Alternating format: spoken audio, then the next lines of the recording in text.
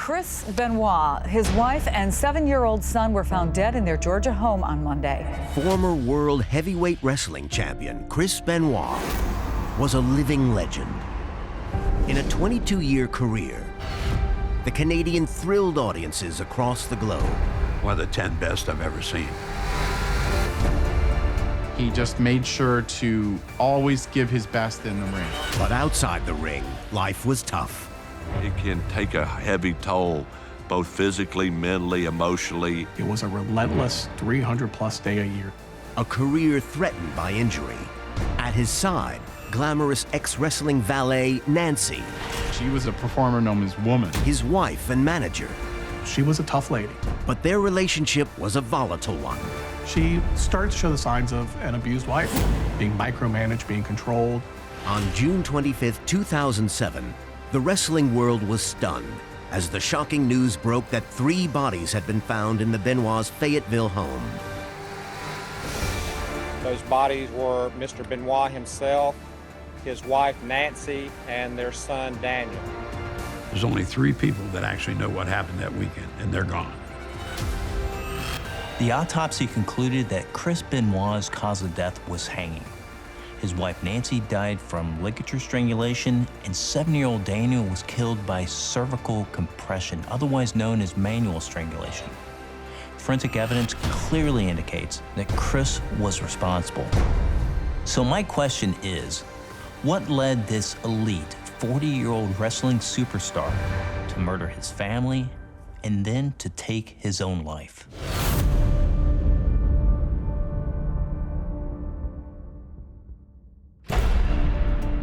World-renowned medical examiner and forensic pathologist Dr. Michael Hunter has performed over 5,000 autopsies, collaborating closely with law enforcement and other forensic specialists. His pivotal role in investigating suspicious cases has revealed the truth behind unexplained deaths for 20 years. This is a particularly shocking and tragic incident. I have access to Chris Benoit's death certificate, autopsy documents, police reports, and first-hand accounts that I will use to discover any underlying medical conditions that led to a horrific murder-suicide that his co-workers have described as totally out of character.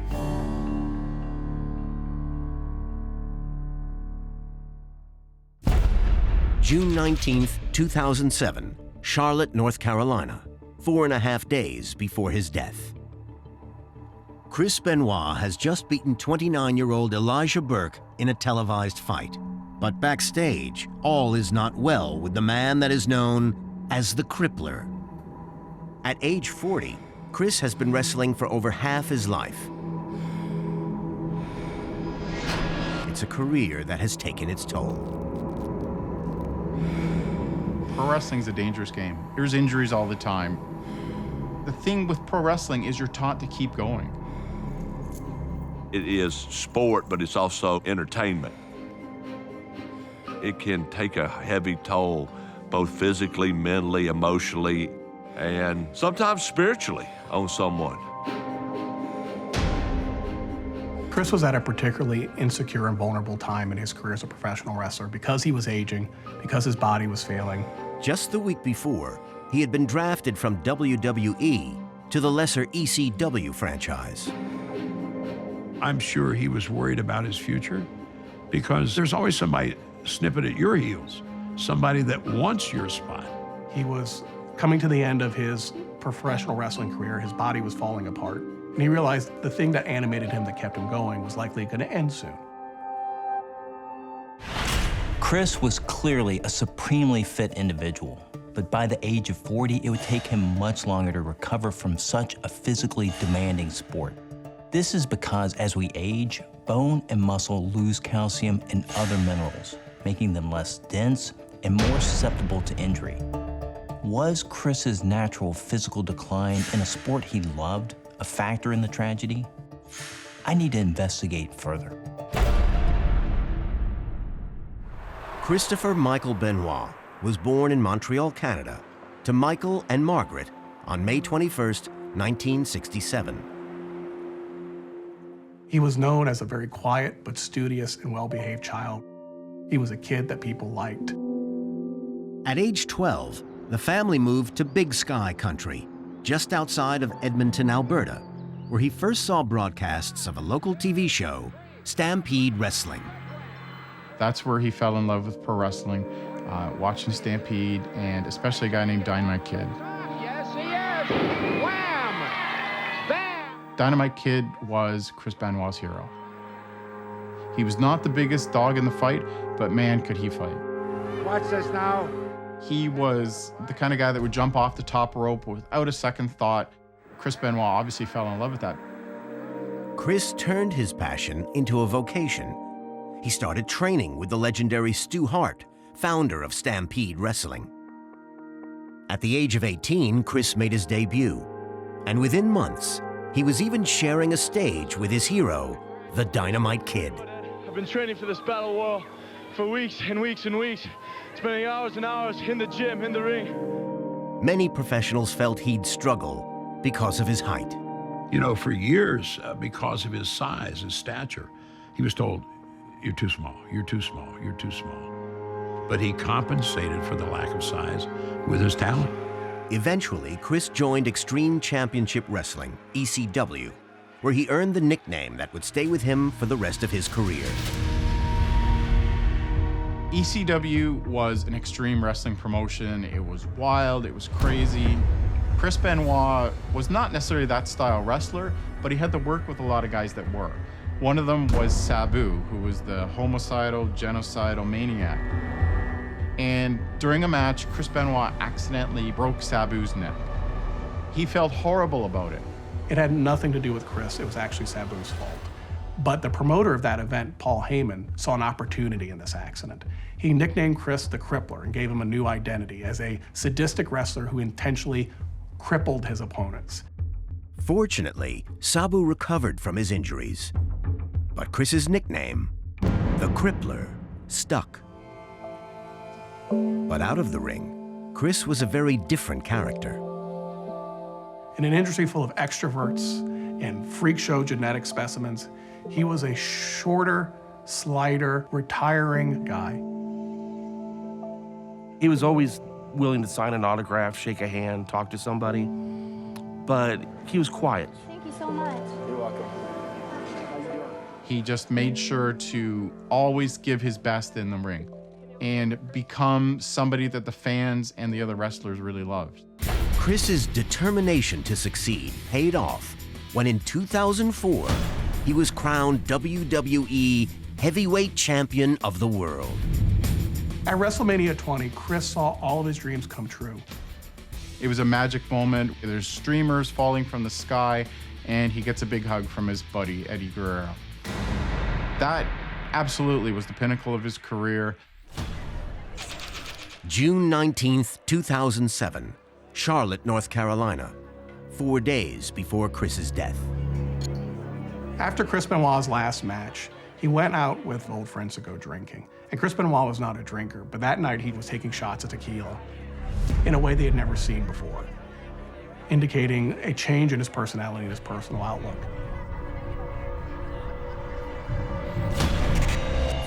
Chris appeared to be drinking large quantities of alcohol just days before his death. According to the police report, there were many empty beer cans found at the crime scene, and a partially empty bottle of wine was found near his body, all of which might suggest that at some stage during the days leading up to his death, Chris had been drinking heavily. Alcohol is a known trigger for violence and is a factor in 86% of all homicides in the United States. Prolonged use can also cause irreversible damage to the brain and other organs. So was alcohol to blame for the murder of his wife Nancy and son Daniel and his subsequent suicide? I didn't know Chris to be a drinker of sorts. Maybe a beer he and Nancy would have at dinner time, but never excessive drinking that I had to my knowledge. Chris drank sociably. I don't know that I ever saw him where I thought he'd consumed too much. I don't think it's surprising at all that Chris wasn't a big drinker.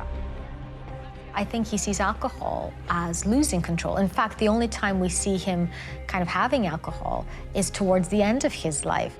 I think that becomes a means of escape, and it also signifies a loss of control.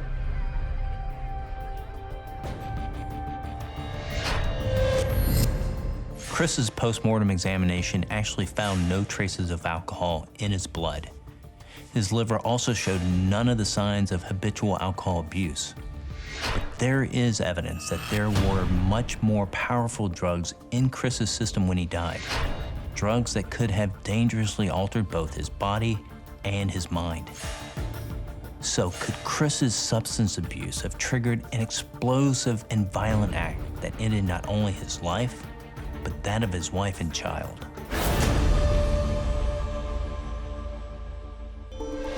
Homicide within a relationship is all too common in the United States. Statistically, in 2007, 10 times as many females were murdered by a male that they knew than were killed by strangers. Of those, 62% were either wives or intimate acquaintances of their killers. So was there anything about Chris and Nancy's relationship that may have led to this terrible tragedy? June 20th, 2007. The Benoit residence, Fayetteville, Georgia. Chris is due back from his match in Charlotte. He made a point of getting home between matches to be with his wife, ex-wrestler Nancy, and son Daniel. When Chris was home, he was Chris. He wasn't the Canadian crippler. He was dad, he was husband.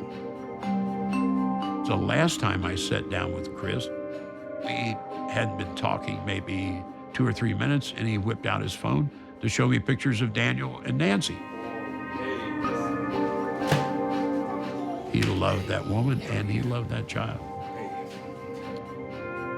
But their relationship had always been an unconventional one. They met when Nancy was a wrestling diva, and they became the focus of a bizarre storyline. Pro wrestling is what we call a closed business, in that they like to protect it and keep the secrets.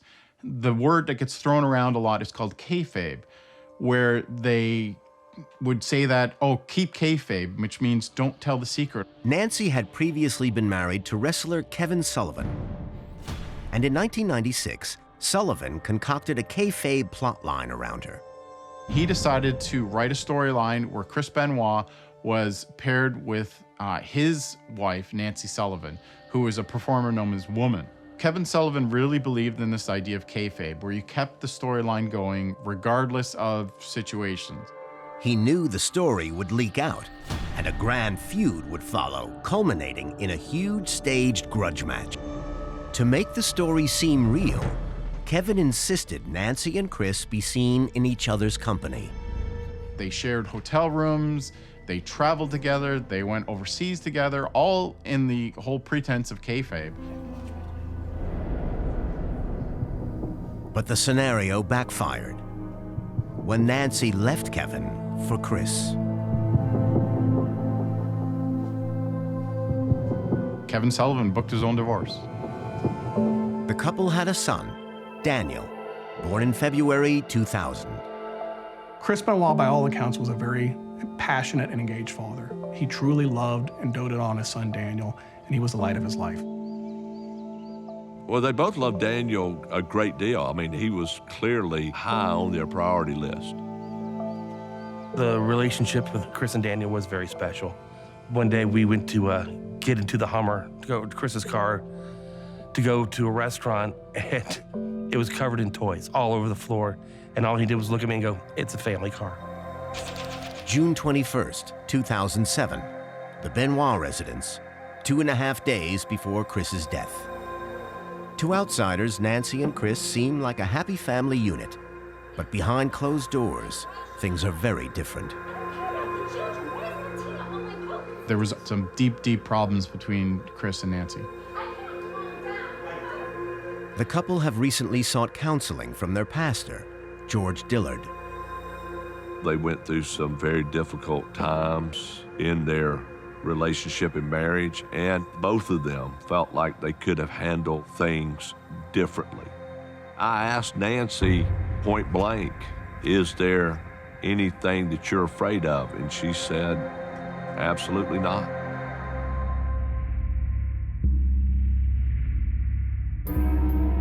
But Nancy had begun to notice changes in Chris's personality.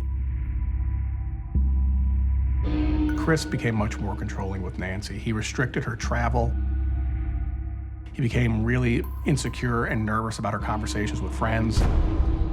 To those who knew Nancy, it was inconceivable that she would put up with that sort of behavior indefinitely.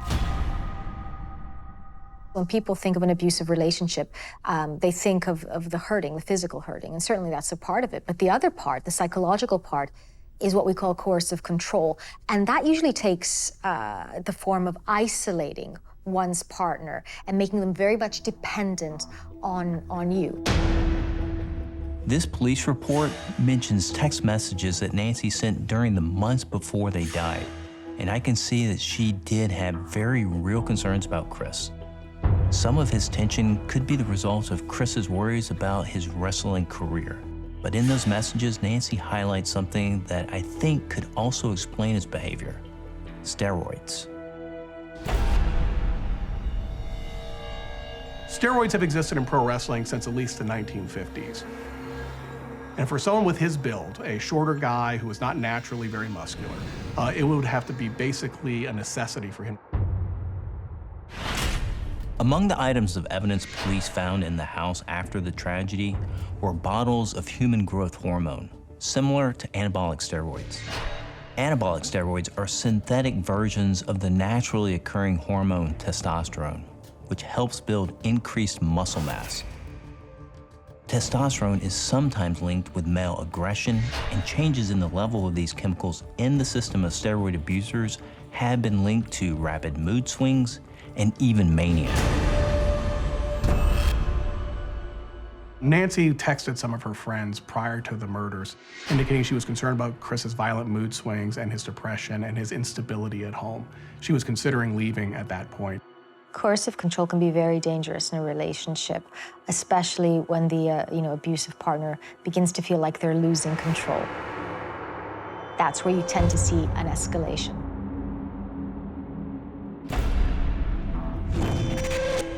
Autopsy records show that the steroid testosterone was found in the samples of Chris's urine taken after his death, and that it was at an elevated level consistent with the administration or injection of the hormone.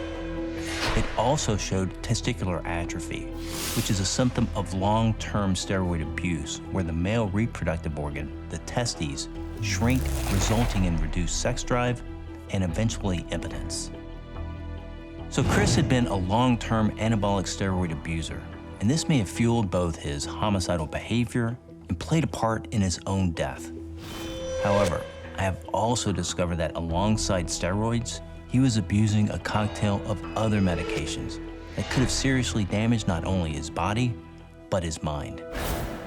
In 2001, 6 years before his death, Chris ruptured a disc in his neck during a fight, resulting in terrible pain and numbness down one arm.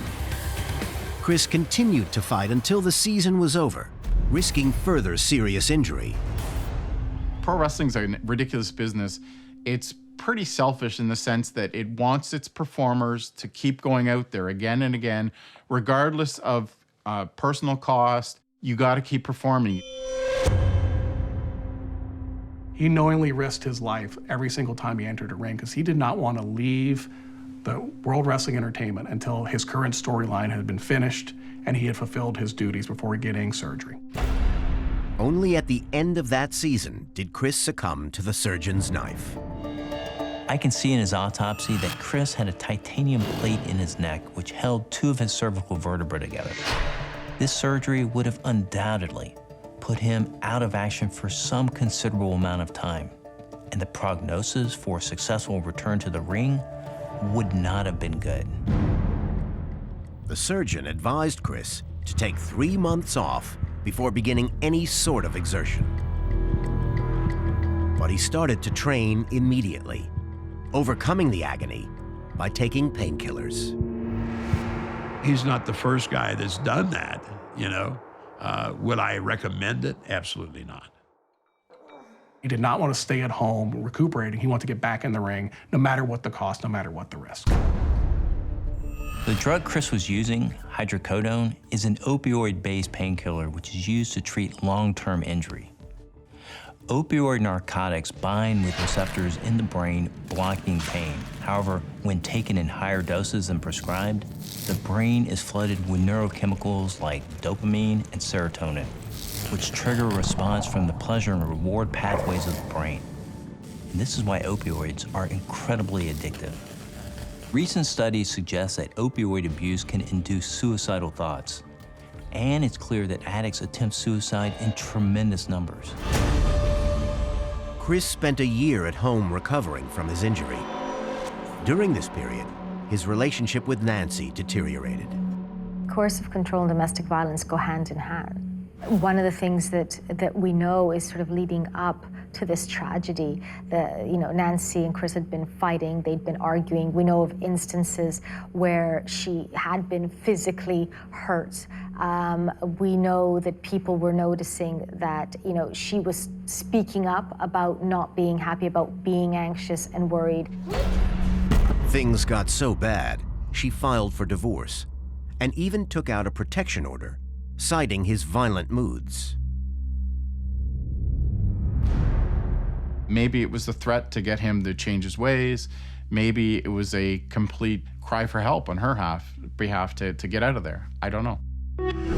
Chris successfully persuaded Nancy to take him back. And not long after his return to the ring, at WrestleMania 20, Chris achieved his lifelong ambition by winning the World Heavyweight title. Chris rehabilitated himself enough to get back into the ring and even win the world title. People ask me this, how's your neck? I said, my neck's fine. My knees hurt, my elbows hurt, my shoulder joints hurt. Neck's fine though. In order to perform at such a high level and manage his pain, he was using hydrocodone. Long-term use of this drug can cause depression, confusion, anxiety, and mood changes. So I can't rule it out as playing a part in Chris's death. And there was another drug present in Chris's blood when he died, alprazolam, commonly sold as Xanax. This is a powerful anti-anxiety, anti-panic medication. So why was Chris taking it? Today, fans and wrestlers are mourning the death Sunday of World Wrestling Entertainment star Eddie "Gory" Guerrero, also known as Eddie. Eddie Guerrero was one of Chris's closest friends. They were soulmates from the first time they really wrestled in Japan. It shocked the wrestling world because he was one of WWE's biggest stars. He'd been one of their world champions and just snuffed right out. His heart basically just gave out on him. The wrestling world was crushed, but Benoit especially was really crushed. In order to help him overcome his grief, Nancy bought Chris a devotional journal. In it, he expressed his feelings of loss. He was very upset about Eddie's death. He also says at one point that I will be with you soon. So it appears as though he was having some thoughts about his own mortality. The death of Eddie Guerrero was the most traumatic event in Chris Benoit's life. It was a turning point. His personality seemed to take a shift. He became more humorless and more intense and more introverted and of a darker cast of mind. Chris Benoit became a lot more distant. He became a little bit more paranoid, and he wasn't quite the same Chris Benoit that they'd known for years on the wrestling circuit. The drug Chris was taking, alprazolam, is a benzodiazepine. It works by inhibiting a neurotransmitter called GABA, which is responsible for how calm we feel. The drug slows brain activity, causing a calming effect on the user. And Chris may have used it to help him sleep during his period of grieving. Studies have shown that while benzodiazepines induce a sense of calm, they can also trigger feelings of depression. Coupled with Eddie Guerrero's death were a number of other deaths around the same time. During that generation of wrestlers, you see a mortality rate that some have estimated as higher than Marines in combat zones or drug dealers in inner cities. All these deaths contributed, for sure, to Chris's mental state. He saw that there was maybe not a long future in pro wrestling. that somehow he needed to get off the road and do something with his life. He was probably walking around in a constant state of, who's next? Am I next? Or is this guy next? It had to weigh heavily on him. Benoit, as a man in his late 30s, had undergone the death of dozens of people he knew personally, colleagues of his who died prematurely. It's a very unique workplace environment where you have to suffer that much trauma, that much grief that often. It's impossible to state how bad an impact that had on his psyche, but it's perfectly reasonable to suggest that was a traumatic and severely damaging thing for his psyche to undergo. It would be to anybody. Towards the end of Chris's life, he begins to lose a lot of people around him. And I think that would have sensitized him to his own vulnerability, right? I think for most people, whether they're in a sport or an environment that has that kind of sell-by date, right? This is never going to be a job he's going to do into his 60s and 70s. What it does is it kind of starts this existential crisis. It was reported that Chris was experiencing what was described as a perpetual state of grief, and he exhibited signs of depression. Depression can result from chemical imbalances in the brain, but it is also possible that the drugs Chris was using may have actually contributed to that depression by reducing the levels of crucial neurotransmitters like serotonin, norepinephrine, or dopamine. And studies have linked depression to at least 60% of all suicides in the United States.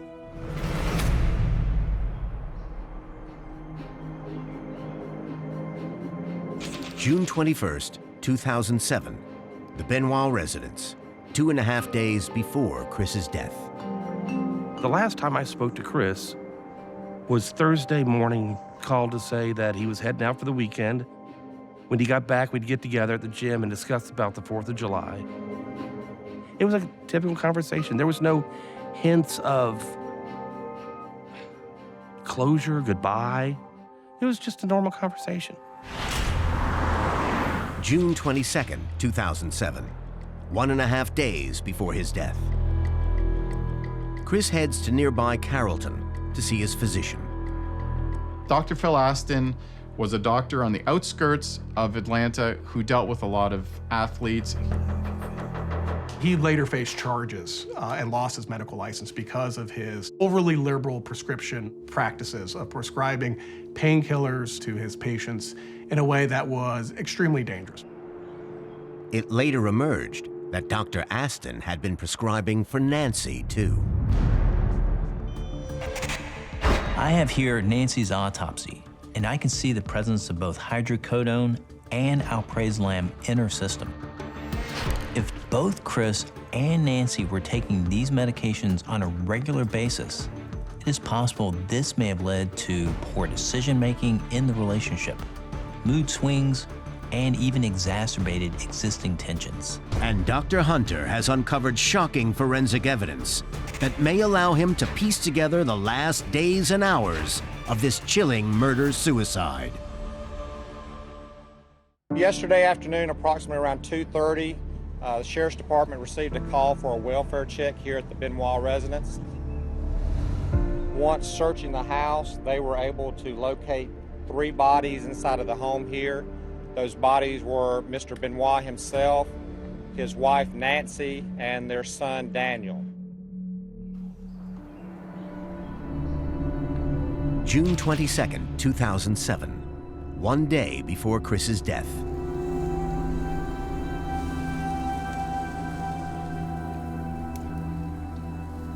There's only 3 people that actually know what happened that weekend, and they're gone. I mean, we're talking 1,000 different angles, and there's as many possibilities. We'll never know what went down that weekend, exactly the path that led Chris Benoit to killing his wife and his son and himself.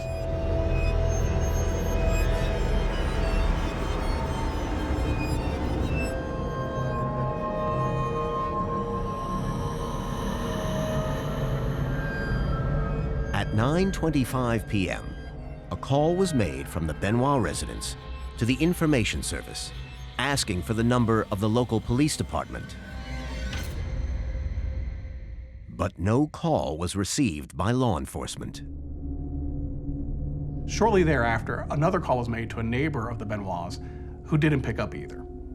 So there's a lot of speculation that there was some strife already happening that evening at the household that may have led Nancy to want to seek police help, though not call 911. I think on that horrible day, something must have come out, whether it was an argument, whether it was him feeling he was losing control, maybe she was, going to leave. Don't forget, Chris has had a lifetime of being very comfortable with violence. Chris bound Nancy's hands and then her feet before gagging and strangling her. Nancy was an ex-wrestler, and yet her body showed few of the injuries traditionally associated with a violent altercation between two people. I can't rule out that it was due to the fact that she had painkillers, alprazolam, and a level of alcohol in her system when she died, rendering her too heavily sedated to fight back, or that Chris planned and executed this murder in a cold, premeditated fashion. Sometime later, Chris enters Daniel's bedroom. He knows his son won't awaken. He smothers the boy.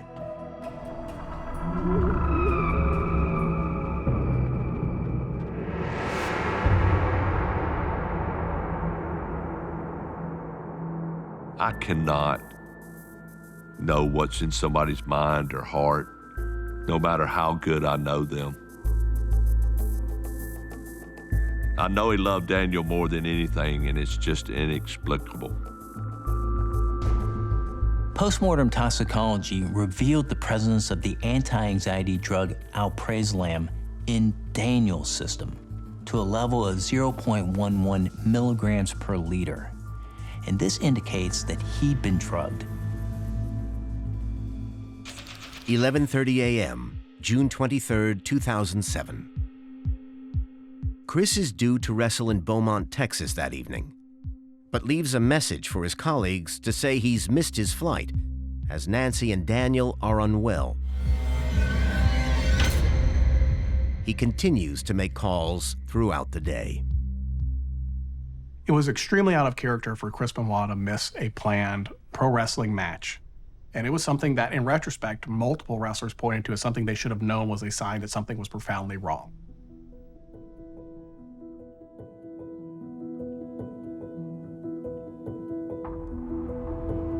One of the things that speaks to Chris's state of mind after the murders is that he looks up on Wikipedia a passage from the Bible about Elijah. In this passage, there's reference to bringing back a child from the dead. So this speaks to his realization of the enormity of what he's done, to his remorse, wanting to go back, and literally seeing no way out.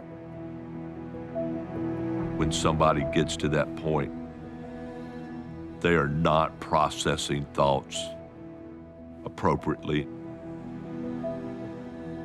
Why he did the things that he did, including looking up a passage of scripture, I don't know that you can ever make sense of it.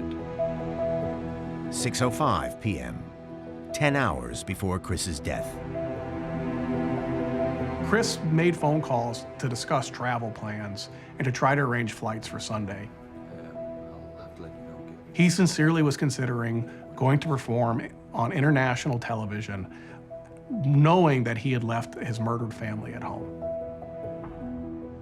Strange, so very strange. He was going to go to work, and then what?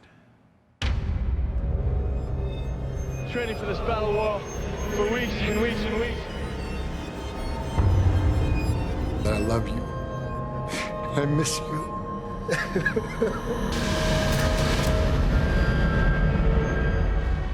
He's clearly contemplating what his next move is. He's booking airline tickets. He's sending texts saying he'll be something, or he'll be late, or he'll, clearly he hasn't decided until the very end. 4:53 a.m., June 24th, 2007. Chris goes to his gym in the basement. He loads extra weight onto his pull-down machine and messages friends.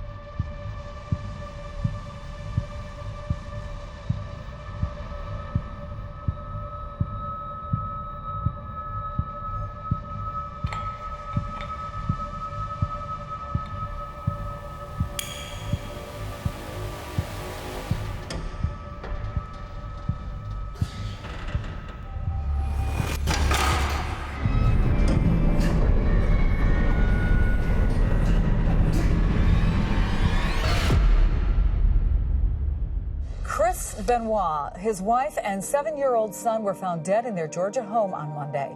Police are investigating the wrestler's death as an apparent murder-suicide. I heard on the TV what had happened. And, wow.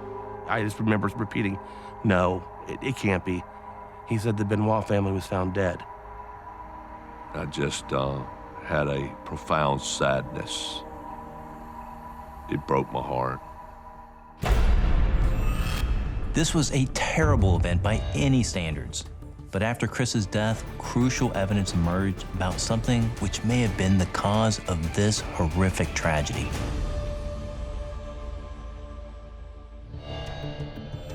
After Chris's death, his brain was examined by a specialist from the Sports Legacy Institute. They discovered Chris had suffered a traumatic brain injury. As a boy, Chris idolized Tom the Dynamite Kid Billington. When he started wrestling, Chris copied one of his hero's signature moves, one which is considered to be among the most dangerous in the sport. It was called a flying headbutt, which required him to climb to the top rope of a pro wrestling ring and basically do a swan dive from the top and simulate headbutting his opponent from high up in the air. This exact maneuver was a maneuver that many people speculated had crippled his mentor and idol, the Dynamite Kid. Chris used this move thousands of times over the course of his career. The diving headbutts were part of the reason he had to have neck surgery later in his career. And as a matter of fact, when he went back to work full time and went back to the diving headbutts, I questioned that myself. I said, are you just crazy? Why would you go back to doing the headbutt? Well, it's who I am. I can see evidence that the repeated impacts to Chris's head and neck took a terrible toll. The Sports Legacy Institute's examination of Chris's brain discovered evidence of chronic traumatic encephalopathy, or CTE. CTE is a progressive neurodegenerative disease found commonly in athletes who have suffered repeated concussive blows to the head. It is associated with dementia, sudden mood changes, and depression. Other notable sufferers have exhibited delusional behavior or committed catastrophic acts of violence. But Chris exhibited few external signs of this serious brain damage. There were a few times where, let's say we were supposed to meet at 4 o'clock. 4:30, 4:45 would roll around. I'd call him up and he'd say, oh my gosh, I completely forgot about that. Here, I'll be there in a minute. And I'd be like, Chris, I'm done. I'm about to head home. And that happened on more than one occasion where he had forgotten that we're supposed to meet that day. Testimony from friends and family suggests other than mood swings, he seemed to be functioning on a day-to-day level. However, CTE has been associated with emotional volatility and rage, behaviors which may have been contributory factors in Nancy's murder. But I think brain damage is only one of the factors in this complex set of circumstances. In its press conference, the medical examiner felt that the levels of both alprazolam and hydrocodone in Chris's system were normal. With Chris Benoit, we found his blood to be positive for alprazolam, or Xanax, at a level of 50 micrograms per liter, and also the hydrocodone at 45 micrograms per liter. Both of these levels are within therapeutic range. It's recognized that benzodiazepines like alprazolam combined with opioid painkillers like hydrocodone, can be deadly because benzodiazepines enhance the effects from opioid painkillers. Added to that, Chris was taking anabolic steroids, and he'd also been drinking alcohol in the lead up to this tragedy. From all the evidence I've examined, Chris had various reasons to be volatile and unpredictable. I therefore believe Nancy was ultimately a victim of domestic violence.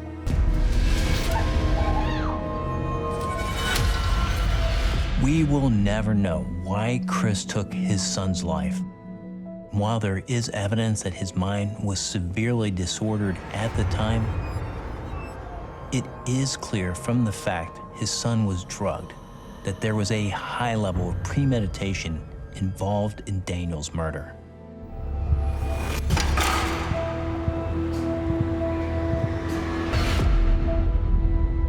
Ultimately, it's possible Chris felt he was left with no choice but to take his own life. Everything Chris had worked so hard for was coming to an end. Everything he believed he was would be no more. He had given his all to reach the top of his chosen sport, and how could he live without that?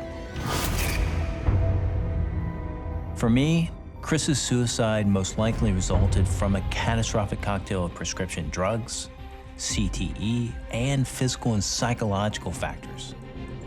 Perfect storm that culminated in his suicide. Ultimately, no one will ever know why he murdered his wife, Nancy, and his son, Daniel, who he clearly adored. They are the innocent victims.